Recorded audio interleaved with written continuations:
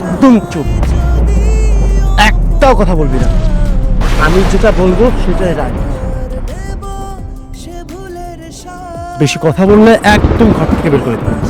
খুব বেশি বার বাড়তেছিস কিন্তু তুই। আবার বড় বড় কথা বলিস। যদি কখনো দেখছি তোর এরকম কোনো কাজ করতে, তোর কপালে কিন্তু কষ্ট আছে। আমার অনুমতির বাইরে আর একটাও কাজ করবি না। চলে আসতে সমস্যা নেই। কি ব্যাপার, এত দেরি হচ্ছে কেন? হাঁটতেও লেট, বাসা থেকে বের হওয়ার সময় লেট করলা, আবার এখন একটা জায়গাতে যাচ্ছি ঠিক মতো আমার সাথে পায়ের সাথে তাল মিলায় হাঁটতেও পারতেছো না, পিছায় পিছায় থাকতেছো কেন? জীবনে কি কিছু পারলা না? মানে হাঁটতেও পারো না? সরি। কি সরি? তোমার জায়গায় তোমার তো সব জায়গায় যাইতে আমার লেট হয়, বাসা থেকে বেরোতে লেট করলা, আবার এখন যাতে যাতে লেট করতেছো। আপনাকে ঠালা দিব, তোমাকে কতবার আমি মাফ করবো? সরি কিছু না পারলে সরি, কিছু না পারলেও সরি। ঘরের একটা কাজ ঠিক মতো করতে পারো না, বাসা থেকে বেরোয়ার সময় 1 ঘন্টা লেট করো, সামান্য কি শাস্তা দিছো? কোথাও তোমার নিয়ে দাঁড়াইতে পারি না, ফালতু কথাকার।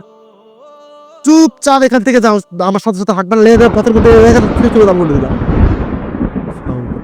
আর হাঁটে না কেন? হাট, ডিসগাস্টিং, ফালতু, এত লেট করে বাবা মহিলা মানুষ। আসটা কেন?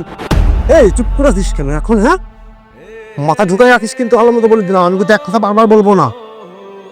আমার অনুমতির বাইরে আর একটাও কাজ করবি না।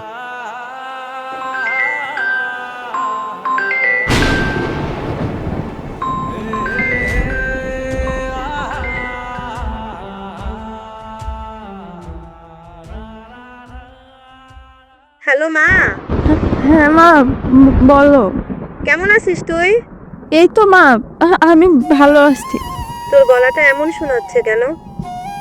না না মা, কোনো সমস্যা নাই, ওই একটু ঠান্ডা লাগছে। তুই কি কাঁদছিস? কি হয়েছে বল আমার কাছে। আরে না, ঠান্ডা লাগছে মা।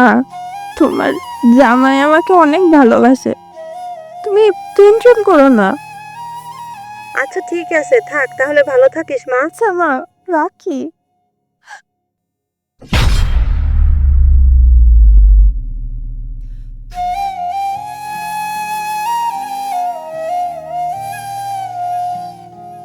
আরে তুমি তোমার মায়ের কাছে তো সত্যিটাও বলতে পারতে, মিথ্যে কেন বললে? স্বামী তো স্বামীই হয়, স্বামীর ব্যাপারে মায়ের ফ্যামিলিতে কখনো কিছু বলতে হয় না। আমি চাই না তুমি অন্য কারোর কাছে খারাপ থাকো। আর বিয়ের পর একটা মেয়ের জীবনে কি আছে বলো স্বামী ছাড়া? একটা মেয়ের কাছে সবচেয়ে আপন তো তার স্বামী, আল্লাহর দেওয়া সবচেয়ে বড় নিয়ামত। বিয়ের পর সর্বোচ্চ সম্মান দিছে স্বামীকে আল্লাহ। আল্লাহ ব্যতীত যদি কাউকে সিজদা দেওয়া যাইতো তাহলে সেটা একমাত্র স্বামী। আর আমি সেই স্বামীকে অন্য কারোর কাছে কেন ছোট করব? আমি চাই না আমার স্বামী অন্য কারোর কাছে খারাপ থাক। ওই ফ্যামিলি 2 দিন পরে আমাকে খোঁটা দিবে।